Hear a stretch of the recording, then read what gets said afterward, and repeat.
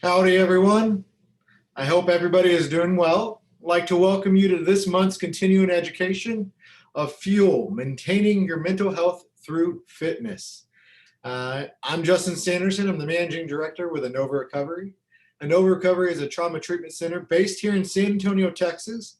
We're one of the first telehealth IOPs in the state of Texas and in the U.S. We've been so fortunate to grow in offering outpatient, intensive outpatient, partial hospitalizations, and residential treatment, all here in San Antonio, New Braunfels, and of course our telehealth through the entire state of Texas. We specialize in trauma treatment, including helping clients with EMDR, CPT, DBT, and many more. As you know, us therapists love our acronyms. We offer multiple IOP tracks. We have tracks for women, men's, teens, and we actually are going to have our IOP director be leading today. We have a strictly trauma-based residential treatment center, as I mentioned earlier, where we offer 3 EMDR sessions a week in conjunction with regular group therapy, also again including DBT, music therapy, CPT, shame resilience, seeking safety, and so much more. Today, I'm so excited to introduce to you Beatrice Morreale. She is our director of our IOP program. She has also been a clinician with us serving on the outpatient side, and she is a fitness coach on her free time, which I don't know when that is, but she is a personal trainer. It is near and dear to her heart, being able to maintain your mental health through fitness and being active on a day-to-day basis. We're going to save our questions and answers till the end, so write them down, and we will then at that point we'll have the opportunity for us to talk about them. Without further ado, I present to you Beatrice Morreale. Thanks, Justin, and welcome everyone. So glad to have you all here and part of our webinar for today. So like Justin said, I've been here with Anova for a little over a year now. I've been an outpatient clinician. I also am now the IOP director, and I do a little bit of work on the residential side as well in terms of like intakes and assessments. So my formal credentials, I am an LCSW, so a licensed clinical social worker. Now on the fitness side, I am also a certified personal trainer through the National Academy of Sports Medicine. And for personal training, there's a couple of major accrediting boards. NASM, that National Academy of Sports Medicine, is one of the largest. And so that was where I got my personal training certification done a little over a year ago at this point. And like Justin said, in my free time, I'm a fitness coach with Orange Theory Fitness here in San Antonio, Texas. So I also mentioned my big passion, combining mental health and fitness. I'm a huge advocate for a holistic approach to healthcare, being able to address not just our mind, but also our body. And I think those two play so well hand in hand in terms of being able to live a really healthy and happy life. That's a little bit of what we're going to talk about today. So getting into it, exercise not only changes your body, it also changes your mind, your attitude, and your mood. And those are some of the big things that we're going to be talking about today in this webinar, is how exercise can help us change our mindset. It can help us change our social life. It can help us change our attitude about the world, our attitude about ourselves, and it can also help us change our mood. So exercise has a huge effect on anxiety and depression and can be used as a tool to really help us break out of that cage that anxiety and depression can put on our lives. So first things I want to go over. What is fitness? What does that actually mean, fitness? So fitness is, simply put, the condition of being physically fit and healthy. Now there's a couple different attributes that go into this. First one is mental acuity. So our ability to make judgments about, when it comes to fitness, it's really making judgments about like body positioning, where we're taking up space, how to move like an alternating arm, alternating leg. I know there's a lot of things we do in fitness where it's kind of a mental challenge as well as a physical challenge, thinking about where to put a foot, where to put the hand, how to hold the core in, how to tuck maybe the glutes on the backside in, all sorts of different mental challenges we go through as we're trying to engage in physical fitness. Another attribute is cardiorespiratory endurance. So our ability for our cardiorespiratory system, so that interplay between our heart and our lungs, to endure. And I think this is one of the biggest things people get into fitness or get in, especially into like endurance fitness, like running or jogging or even going for walks, to do is to improve that cardiorespiratory health. So our ability to maintain like a higher level of activity for a longer time without feeling as tired. Also muscular strength.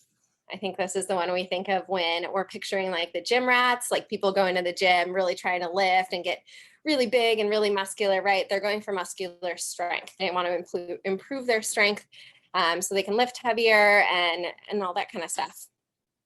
Muscular endurance. This basically relates to our ability for our muscles to handle a higher level of work for a longer time, right? So in the same way that our cardiorespiratory system can handle a higher level of work when we train on endurance, our muscles can do the same thing.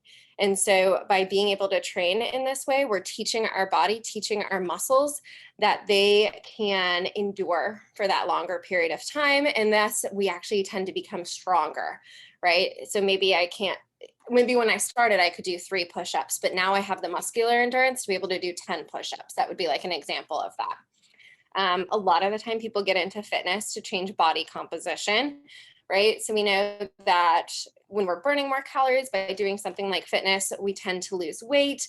We might be able to build and develop muscle or be able to tone up our muscle, and so appearing more muscular. So there's a lot of different body composition pieces that go into fitness. And finally, flexibility. And so I'm going to use flexibility kind of lead into that next point. There's 4 types of fitness: flexibility, endurance, strength, and power. So flexibility really relates to our body's ability, and mostly our muscles' ability, to move through a larger range of motion. I always like to say we can only be as physically fit as what we are able to move through, right? So if I'm not able to touch my toes, doing something like a deadlift is probably going to be pretty challenging for me, because that means like my hamstrings might be too tight to fully be able to move through that range of motion. Whereas if I train flexibility, if I really work on being able to touch my toes and stretching out my hamstrings, my deadlift is probably going to improve, because now I have that range of motion. And now I'm able to fully complete that movement. So flexibility is a super important part of fitness. I think it's often a very neglected part of fitness, because it's not like the really flashy, like fun, sexy kind of side of fitness, right? And it might be when you get to something like yoga, but just, being in your house in your pajamas, stretching is not really like fun and feels super rewarding, but it really can be that make or break when it comes to having a super solid fitness routine or just feeling healthy overall. Now, endurance. I talked a little bit about endurance already when it comes to like our cardiorespiratory endurance and our muscular endurance, right? So this really just relates to being able to perform a higher level of work for a longer period of time. And usually, as we start a fitness routine, our endurance tends to be pretty low, right? We might be able to go walking for 30 minutes and that's all we can handle. Or we might be able to go jogging for like 15, 20 minutes and that's all we can handle. As we continue to do that over time, we build up that endurance so that we're able to handle longer periods of time without wearing out as easily. Strength really relates to being able to lift something heavy, or being able to do body weight movements more effectively because our muscles are stronger. So this really relates to that muscle strength. And then power. So power is kind of the culmination of both endurance and strength. Power is being able to move through explosive movements. So usually things like jumping, if you've seen people do like box jumps, if you've seen, burpees are a huge power movement. Sprints, those involve power for sure. So it tends to be shorter periods of movement, but it's explosive. It's high energy. We are like really getting up there and then we're bringing it down. It takes a lot out of us to engage in those power type movements. This also relates to people who are like power lifters, right? So power lifters, they have like one big lift that they do and they lift that thing once. That's it. That's all they can handle because it's using all of their strength, all of their endurance to get through that one lift. And it might only take them 10 seconds of lifting, but it's a lot of power that they're putting into being able to get that squat up or being able to get that bench press up. So just a couple examples of those 4 types of fitness. Now, recommendations. So it's recommended that adults should engage in 150 to 300 minutes per week of moderate intensity exercise or 75 to 150 minutes per week of vigorous intensity exercise, or a combination of both. Ideally, it would be a combination of both. So what is moderate intensity exercise? This is literally anything that gets your heart beating faster than us just sitting here on a couch right now. So it could be walking, it could be jogging, it could be something like yoga, it could be biking, hiking, gardening, swimming. All of the above counts as moderate intensity exercise. So anything that's going to get that heart rate up just a bit. Vigorous intensity exercise, what is that? So this is things more like running, sprinting, doing martial arts, maybe doing HIIT or like a group fitness class. Some of the cycle classes would even count as like vigorous intensity exercise because you're not just like going out for a leisurely bike ride, like you're really pedaling for your life in some of those classes. They get crazy in there. So those things would count as more vigorous intensity exercise. Adults also need at least 2 days per week of engaging in muscle strengthening exercises. There's a lot of research that has been done that has shown that lifting weights, so engaging in strength-based exercises, is one of the best things we can do to maintain our bone density. It's one of the best things we can do to maintain our joint health and prevent against conditions like arthritis. It's one of the best things that we can do to keep our heart healthy and in a good function. Right. And I think we've been told for years that we have to do cardio for our heart, right? Cardio is the best thing for our heart. They're actually finding that's not true. They're finding that engaging in strength-based exercises, so using our muscles, really lifting to our muscles' full capacity, is the best way that we can keep ourselves in shape. It's the best way that we can actually lose weight, and the best for our health overall, especially as we start to age. So it's super important that we're incorporating some type of strength-based exercise into our routine. Now, this doesn't always have to look like going to the gym and lifting really heavy weights. One of the best ways to do this is simply just with body weight exercises at home. Anything that's getting your muscles working harder than they normally do, not just working your heart, but your muscles, getting your muscles working harder. So doing push-ups, doing body weight squats, doing a wall sit, all of that kind of stuff would count as body weight exercise that's helping strengthen our body. Like I said, they've also done research that's found this is the most effective tool for fat loss.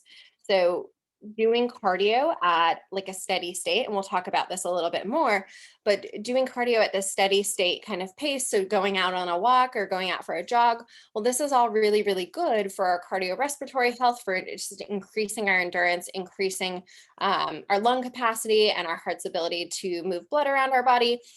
If we're really wanting to lose weight, one of the best ways we can do that is by building our strength, because our muscles use more energy than our fat does. So when we have more muscle in our body, our body is burning calories at a higher rate to maintain that muscle. And so it's making our body work harder, which means we're losing fat in that process. So these recommendations can be broken down in many ways, right? When you look at that number of like 150 minutes per week, it's like, oh my gosh, that is so much fitness. That is so much movement in a week. Do not fret, do not worry. This can be broken down in all kinds of ways. So really, when you break it down, it could be 30 minutes per day, 5 days of the week. And all 30 minutes do not need to be done consecutively to get those same results. We can break exercise up into 5 to 10 minute increments throughout the day, and we're still going to achieve the same results as a longer session. So that means, if you sit at a desk mostly during your workday, getting up and going on a 10-minute walk 3 times a day, boom, you're right there. You got that 30 minutes that day. As long as you're doing that 5 days a week, right? So maybe Monday through Friday while we're at work, we're good to go. We're meeting that requirement for moderate intensity exercise. I really think when it comes down to it, who doesn't have 5 to 10 minutes per day, or 5 to 10 minutes a few times a day to work on their fitness and to incorporate more movement into their day? This can be a really reasonable thing to do when we break it down this way. Now, there's also additional health benefits for completing more physical activity than the recommended amounts. And this is the huge caveat here, provided we're still giving ourselves adequate recovery time. I think this is the piece people miss when they get into that category of over-exercising, is they're not prioritizing their recovery. They're simply prioritizing their minutes or their time that they're working out and not thinking about the rest of the time of how to fuel their body or how to recover their body or how to give their muscles and their heart the best chance possible to keep working at that higher capacity. So I wanted to go over a little bit of heart rate zones. Now, like I said, one of my other jobs is I work at Orange Theory as a fitness coach. Orange Theory is entirely based on heart rate interval training. And so this is something that's very near and dear to my heart. And I think it's really, really helpful when we start getting into fitness to have kind of an idea of what we're doing, right? It's hard to just start something and have no idea what's going on or what's happening within your body. It's a lot easier when we have that knowledge. So right down there at the bottom, that gray zone, right? Very light activity. This is like our normal walking around the office or walking around the home. Maybe we're doing laundry, we're picking up kids' toys, whatever the case might be. This is just very light activity. We're using about 50 to 60% of our heart rate's full capacity, which is for most people about 104 to 114 beats per minute. Now, if you have one of these handy dandy Apple Watches or any type of fitness watch, you should be able to track your heart rate all throughout the day. I know Apple makes it super easy with like a little heart app that you can click and that will pull up your like heart rate in that moment. So this is just a good thing to kind of check in with yourself on at various points during the day. Now, if this is the kind of activity we're engaging in, so just going for like a very light walk, what they recommend is about 20 to 40 minutes. So this is going to improve our overall health. It improves our metabolism. It also helps with recovery, right? If you've ever had like a really tough workout and then you felt super sore the next day, soreness tends to come from buildup of lactic acid in our muscles. The best way we can counteract that buildup is by going out, going for a walk, doing something really light just to get the muscles moving and to help break up that acid. We'll start to feel better. We'll feel less sore. So this means when we're engaging in this kind of very light level of activity, it should feel easy. We should feel like we can still breathe. The muscle should feel light and easy. And this is really recommended for brand new people to exercise, people who are not used to doing a lot of movement in their day. It can also be helpful for active recovery, for weight management. Bottom line is any amount of movement we can get in during the day is a good thing. More is always better with that. Zone 2, light activity. This is about 60 to 70% of our heart rate's max, about 114 to 133 beats per minute. Recommendation here for the amount of time we should be in here is a little longer, right? Like 40 to 80 minutes. Now, this is the zone that people will refer to as LISS, or low intensity steady state cardio. So this is going for your average walk. You're just walking around the neighborhood, maybe walking the dog. And this can help us improve our endurance. It helps with recovery. Like I was saying in that gray zone, right? Just getting the muscles moving is super important, especially when we're feeling sore or feeling fatigued. It should feel comfortable. It should still be easy to breathe. You should feel like a low load on the muscles. So it shouldn't feel like we're really straining or stretching anything. And maybe some light sweating is normal. And I think light sweating is a really funny phrase to use, especially in Texas, because we know it's real hot here. At least it's going to be real hot soon. So it might not be a light sweat, even if you're going just for a very light walk. Recommended for everybody. Everybody can engage in some type of light physical activity. Moving into that middle zone, moderate activity. So about 70 to 80% of our heart rate max, 133 to 152 beats per minute on average for people. All of these are averages. Everyone has a very different heart and very different heart rates, and what is like the right zone for our heart rates or where these zones really fall. And that's why having something like a watch or some type of heart rate tracker can be really helpful, especially if you're trying to get into having more physical activity in your day and you're a person who kind of thrives on having numbers to use. So they recommend anywhere from 10 to 40 minutes. This is where we're going to improve our aerobic fitness.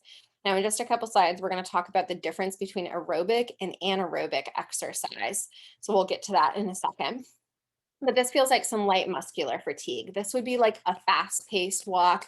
Maybe we're even starting to jog, going on like a hike where there's some incline that we're working on.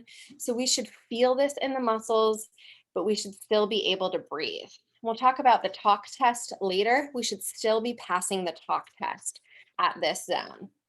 Moderate sweating, again, Texas, probably not going to be light, or moderate sweating, probably going to sweat a fair amount, but that's okay. So this is still recommended for everybody. Everyone should be able to engage in kind of these three bottom zones. If what we're the most comfortable with is that very light and light range, just know that the more that you do it, the easier it will be to kind of step up that intensity and get more into this moderate zone. Now at the top, we have our hard zone. So 80 to 90% of our heart rate max, 152, 171 beats per minute on average. And an example duration is like 2 to 10 minutes. So usually this is going to be like really quick movements that we're doing. They might be body weight movements, something like I said, burpees. Burpees are always my example because they're like a huge cardio load while also being a big strength load on our body, and they're primarily body weight based. This would also be running. It could be even like a sprint, or somewhere between like a run and a sprint. This could be like a difficult hike or walking up a large set of stairs, constantly like going up and down the stairs, something like that. So it's going to increase our maximum performance capacity. It feels like muscular fatigue. We should feel tired in our muscles when we're doing this, and we should be breathing heavy. Now, this is recommended for people who are they already have like a baseline level of fitness and have short exercises that they're performing. So shorter runs, shorter sprints, shorter body weight movements, or shorter lifts, because we need lots of time to recover when our heart rate has been working at this higher level. Finally, at the very, very top, right, we have that maximum level, 90 to 100%, 171 to 190 beats per minute. Woo! Our heart is thumping when we are up in this range. Example duration, less than 5 minutes. This should be very, very quick exercises. We don't want to keep our heart in this zone for too long, but it's important that we're able, when we have the fitness capacity built up, able to get our heart rate up there, because that's really where our heart is going to be able to get stronger and to be able to pump blood more efficiently throughout our body. So it would be like sprinting. Sprinting is one of the best examples of this max heart rate zone. It's a beautiful way to increase our speed, beautiful way to increase our stamina by training our heart to function at this high capacity and then dropping it back down for that recovery and back and forth. So doing intervals. And this feels exhausting. We should be totally fatigued when we are in this higher capacity, both in our breathing and our muscles. And this is for people who are in really good shape or are very fit, and potentially who have like a training backgrounds or are more comfortable with something like doing a sprint, right? Because that is a skill. That is something that can be difficult to learn, how to like properly sprint or how to properly do these higher level heart rate exercises. Woo. All right, more on fitness. So our sedentary lifestyles lead to chronic issues with back pain, fatigue, muscle weakness, even muscle atrophy, and particularly along the backside of our body. So this is called our posterior chain muscles. When we spend most of our day sitting, especially like what I'm doing right now, like what I assume most of y'all are doing right now, our muscles are weakening. Our muscles need to move.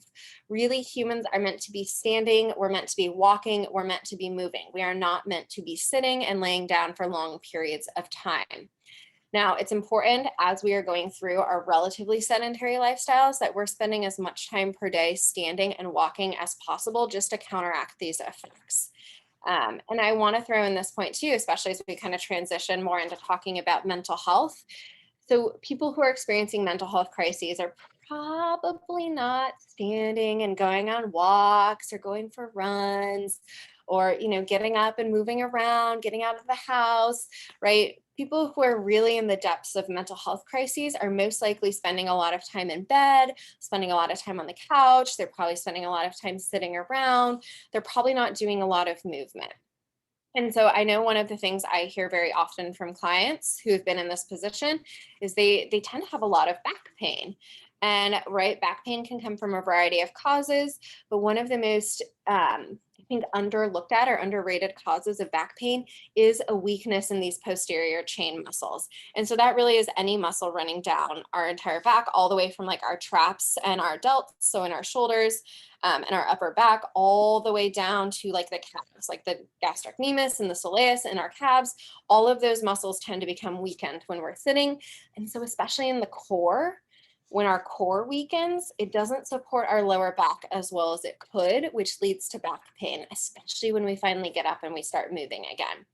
So super important when clients are kind of coming out of those mental health crises that we're encouraging them to do things like stretching, to do things like going out and getting some walks in or going for jogs or runs if they're comfortable with that and like to do that. Any type of movement is going to be a really good thing in helping them reduce that pain and also counteract some of the effects of that depression. Promised we'd get into aerobic versus anaerobic exercise, so here it is. Aerobic exercise is performed at a lower capacity. This gives our muscles the ability to continue taking in oxygen to produce the energy that we need to perform. So these are exercises that can be performed for a longer duration.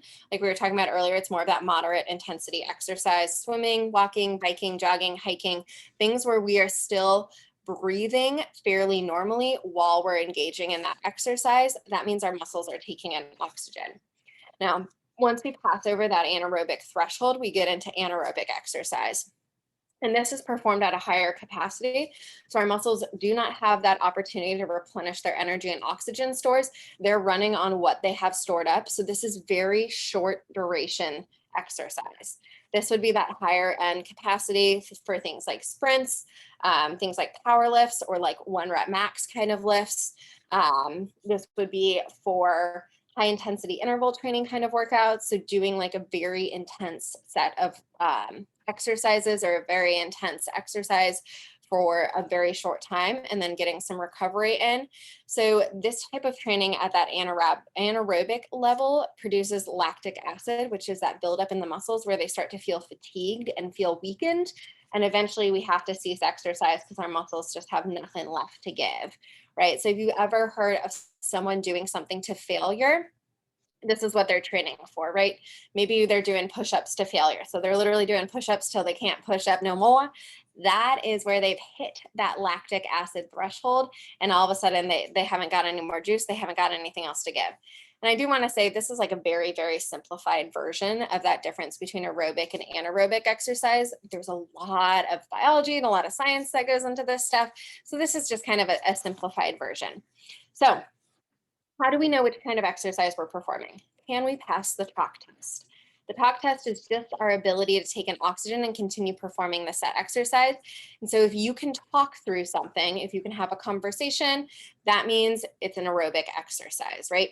So if we're going on a jog and we can talk the whole time and chat about the weather and the news and what's going on in the world, yada, yada, yada, we're performing aerobic exercise. Now, if we decide at the end of that jog that we're going to sprint and we're going to race to that finish line, I bet you good money we're not going to be able to talk while we're sprinting because we've now passed over that anaerobic threshold.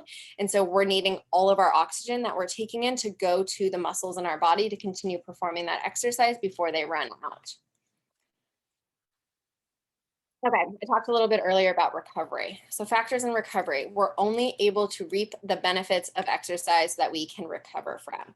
This is super, super important, right? So while fitness is important and engaging in healthy movement is super important, it's also important that we are giving our body that best possible chance to recover and best possible chance to reap our benefits from the exercise. This includes adequate sleep. So for most people, this is about 7 to 9 hours of sleep per night on a regular basis. So not just once a week, we're getting 7 hours of sleep. I'm talking like most nights of the week. Appropriate caloric intake for our individual bodies. Woo, hint, this will never be 1,200 calories per day for any person over the age of a toddler. This will never be that few calories. Most of us need many, many more calories than that per day to maintain our needs. So that's our non-exercise induced, oh gosh, I can't even remember what it stands for. Essentially, it's like the amount of calories our body needs to take in to perform the basic functions of keeping our body alive. For most of us, this is way above 1,200 calories per day, which means that if we're engaging in physical activity on top of just staying alive, we're going to need to take in way more calories than that. So it's super important that we're eating enough food and eating quality foods so that we can give our body all of the energy that it needs.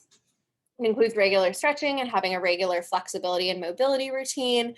So like I said earlier, right, we're only as good as the range of motion that we can use to perform activities. If we're not frequently working on our flexibility and our range of motion, we're really shorting ourselves when it comes to engaging in exercise because we're not going to be able to do all of the things that we could do.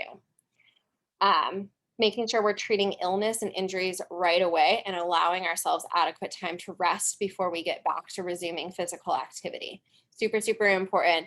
Again, when our body is injured, when our body is hurting or we are sick, we're not going to be able to perform in an appropriate way when we engage in exercise, and we're probably more likely to further injure ourselves rather than do any good. Okay. Bottom line, Sit less and move more. And for any clients that have been in my DBT group before, they know I love to harp on this one all day long. You do not have to go to the gym and be one of the like big buff fitness people to get some exercise in. It doesn't have to look that way. Fitness can be accessible for every single person at every single level. And I mean that truly and sincerely. It is all about sitting less and moving more. Even standing up, taking a walk around your house, taking a walk around the block, stretching, moving the neck, moving the head. All of it is good stuff. All of it is important and all of it contributes to our health. So, this is all about fitness and mental health, right? So we better talk some mental health. Why does fitness matter in mental health?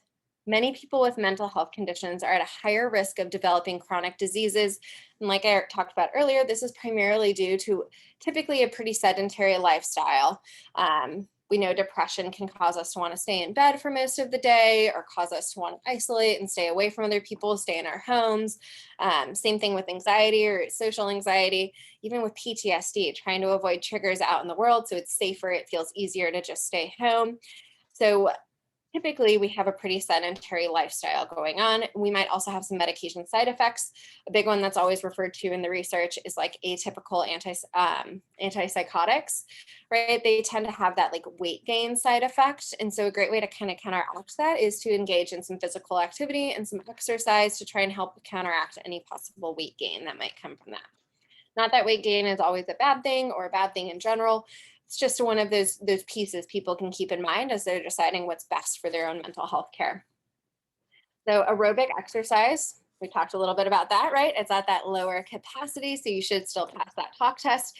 Like walking, jogging, dancing, biking, swimming, etc., have been proven to lower depression and anxiety. There are tons of research studies out there showing this to be the case, that these things are going to help with depression and anxiety. Exercise also serves as a healthy distraction, right? When we're going out for a walk or going for a jog or even going out to do some sprints at that higher capacity, right? This is a healthy distraction away from the symptoms of our mental illness or the things that might be stressing us out and causing us to get down. It can also help us develop self-confidence and self-efficacy. I know this is one of the things I love the most about coaching with Orange Theory is that I get to watch people come in. Maybe they've never walked a mile, just like a solid mile. Maybe they've never run a mile before. Maybe they've never rode 500 meters in one go. Maybe they've never really picked up a weight. And now all of a sudden they're picking up heavier weights and they're, getting that mile in, or they're starting to increase their speed, or they're able to row much further than they were before. And all of a sudden they start to feel really good about themselves. They start to feel like they've really accomplished something, like they're able to do something they never thought they'd be able to do. That can be huge when we're experiencing mental health issues, to have that self-confidence. And I'm not saying you got to join a place like Orange Theory. This is totally possible all on your own. Getting out and going for those walks, getting out and going for a jog, taking your dog to the dog park and walking around with them. Whatever the case might be, this is a great way to start developing that confidence and start developing that sense of I can do hard things. I can do things that feel worthwhile and empower myself. It also serves as a mean for some social interaction, right? Joining something like a group fitness class, joining something like a gym or a swimming pool is a great way to meet other people, kind of break us out of that isolative shell. So it's also alleviated symptoms like low self-esteem and social withdrawal, kind of like I just talked about. And exercise can improve cognitive function. Again, tons of studies that can be researched about how exercise affects our cognitive function. They've done all sorts of research on this stuff. Health benefits of regular fitness: improved sleep, better endurance, stress relief, improvement in mood, increased energy and stamina, reduced tiredness that can increase mental alertness, weight reduction, reduced cholesterol, improved cardiovascular fitness. These are just a couple of the benefits, just to name a few. There are so many out there. Now I want to talk a little bit about endorphins. As we know from Legally Blonde, endorphins make people happy, and happy people just don't kill their husbands. So endorphins are neurochemicals released by the brain to help us deal with stress and pain. This word endorphins actually comes from two words: endogenous, which means within the body, and morphine, which we know is an opioid pain reliever. This means they're actually natural pain relievers. So in exercise, sometimes we'll hear this called a runner's high.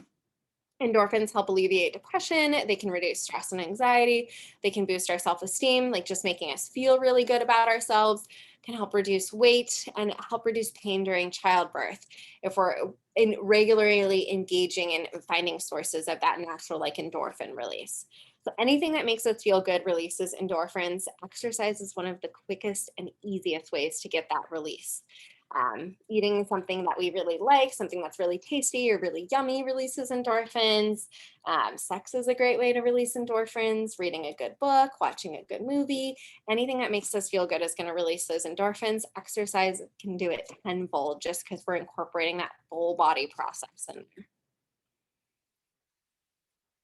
I apologize, y'all. I'm starting to kind of speed through things a little bit because I want to make sure we have plenty of time for questions at the end here. So HIIT, what is HIIT? I imagine everyone's probably heard of HIIT, whether you really know what it is or not so much. It stands for high intensity interval training. It's kind of like the hip cool thing to be doing when it comes to training right now. So it's been given a huge focus in the media, huge focus on like Instagram. People are always sharing like HIIT workouts and things like that.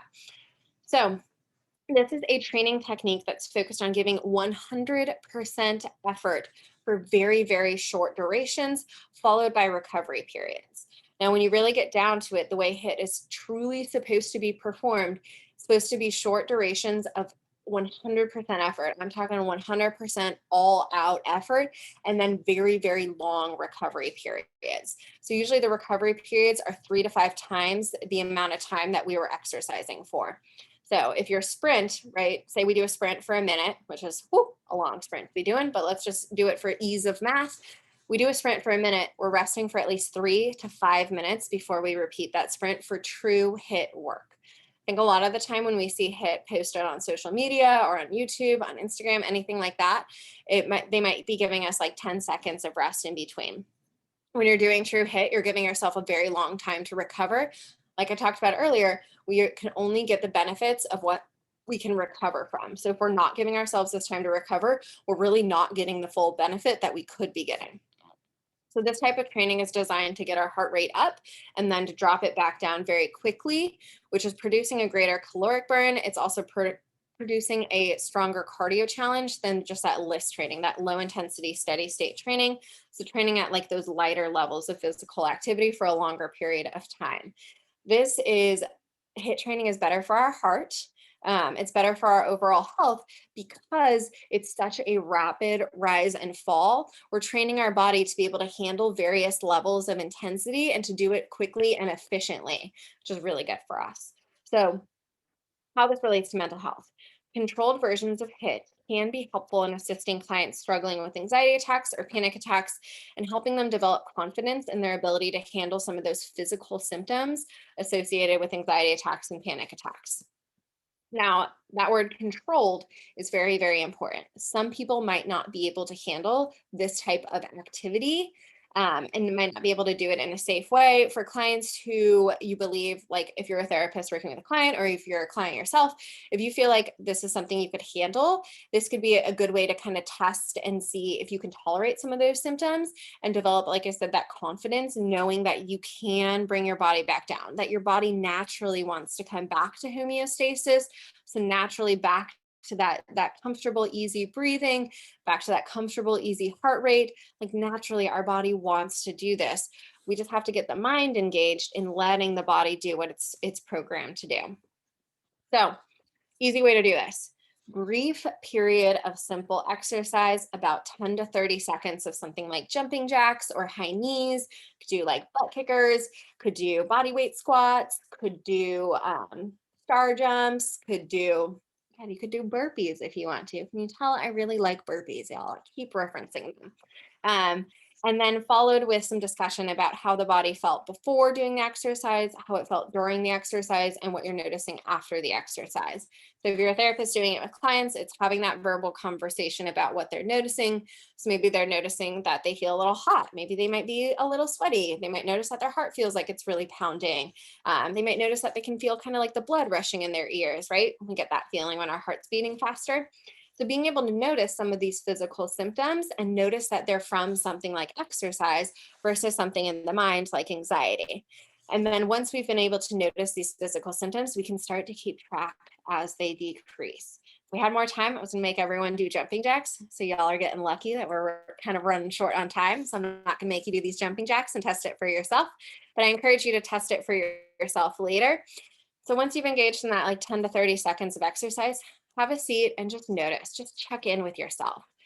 Like I said, what are you noticing in your heart? What are you noticing in your muscles? What are you noticing in your mind? What are you noticing all over your body? How are you feeling? Cueing into these feelings like the rapid heart rate, the increased breathing rate, and then developing confidence and being able to identify these things not as like a harmful effect, but as just a natural body sensation that we go through, a natural way our body responds to a stimulus, and being able to notice how our body will naturally start to decrease these symptoms. So for some clients, this is a great way to really practice in the moment breathing techniques, right? Because our breath is what controls our heart rate. As soon as we're able to control our breath, we're able to help that heart rate start to fall. So being able to really practice like breathing in with the nose and breathing out through the mouth, regulating the breathing in the office setting, or in that one-on-one setting where it can be very, very controlled, can help people build confidence in being able to handle this on their own. Like I've said, right, not all clients can handle this type of intensity. Could be best to start with just like 10 seconds of activity and seeing if you can notice that slight increase in heart rate, and then watching it drop down and then increasing as we go to the point where they feel really comfortable handling these symptoms. So, like I said, I was gonna make everyone do jumping jacks. Y'all are very lucky. We don't have enough time for that. Um, Going into accessible forms of activity. So HIIT and other high intensity activities might not be reasonable or accessible for all clients, for all people in general, right? For people who've been completely sedentary, it's important that we encourage them to start off slowly with incorporating more movement and find activities they really enjoy engaging in. Now, when I got certified as a personal trainer, one of the things they coach us on is that if people don't enjoy the exercise they're doing, they're not going to continue to do it, right? Who in this room in this webinar has signed up for a gym and you go and maybe you lift weights like once, or you go and you get on the elliptical for 30 minutes and then you never go again because you really didn't enjoy it and it wasn't fun and it wasn't something you wanted to continue. It's got to be something that we enjoy. And we all have different forms of activity, different forms of physical exercise that connect with us more than others, right? I hate swimming. I am not a swimmer. I sink like a rock. I can't stand it. That's not my preferred form of exercise. I would much rather go out and go on a hike than go get in a swimming pool, right? But that wouldn't necessarily be true for Michael Phelps. He'd probably rather get in a swimming pool than go for a hike, right? So we all have a different form of activity that we enjoy. Walking and stretching can be super accessible forms of added daily movement. Even like we talked about earlier, right? Adding in those like 5 to 10 minute walks multiple times per day. These are things that will help us decrease stress, anxiety, depression, and increase our self-confidence. And they're so small, it's so short to do. Like I said earlier, who doesn't have 5 to 10 minutes to add in something that's going to have a huge impact on their mental health? Now, developing a daily stretching and flexibility routine can also be a really accessible way to add in more movement on a daily basis. Even something like moving the wrist, which I think my next one is going to do a stretch break. So we even like rolling out the neck, looking up, looking down, rolling out the wrists, stretching through the hands. Any type of stretching can be really, really helpful in having our body even release some endorphins, even in that just like little bit of movement, little bit of exercise, releasing those endorphins, reconnecting to our physical body, and just taking that second to like breathe and be mindful and be focused on ourselves can be huge, especially when we're experiencing some mental health issues. Now, Inova is a trauma recovery center, right? So we got to link it back to trauma. Oftentimes, people who've experienced trauma have some level of disconnection from their physical body. Some may even experience fear at the idea of reconnecting to their physical body or engaging in some type of healthy movement. This is a crucial turning point for trauma survivors. Now, back when Inova Grace had first opened our residential program, one of the things I was doing is I was going in a couple times a week and doing like physical exercise. So I would come up with some like workout routines, and I'd go in and do them with the women in Inova Grace. And some of the feedback I got from the women was that it was the first time they had felt connected to their body in a healthy and positive way after they had been traumatized in some physical way. And this can be a crucial turning point for trauma survivors, is reclaiming the physical body and using it to engage in a healthy activity. We're not harming it. We're not hurting our body. We're not stressing ourselves out. We're not damaging ourselves.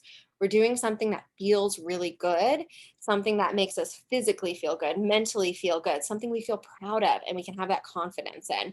This is huge. So we can start small by noticing physical sensations, like how it feels to like bend the wrists and move the wrists around, even how it feels to roll the neck. Like I said, it can be really small, but just helping people come back to their body, come back to their physical form, and having pride in their body and pride in what their body can do for them.